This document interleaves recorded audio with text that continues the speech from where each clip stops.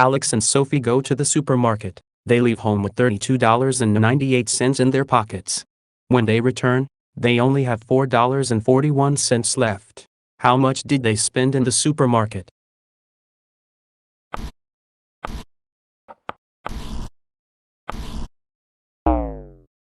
Not quite. Let's look at it together.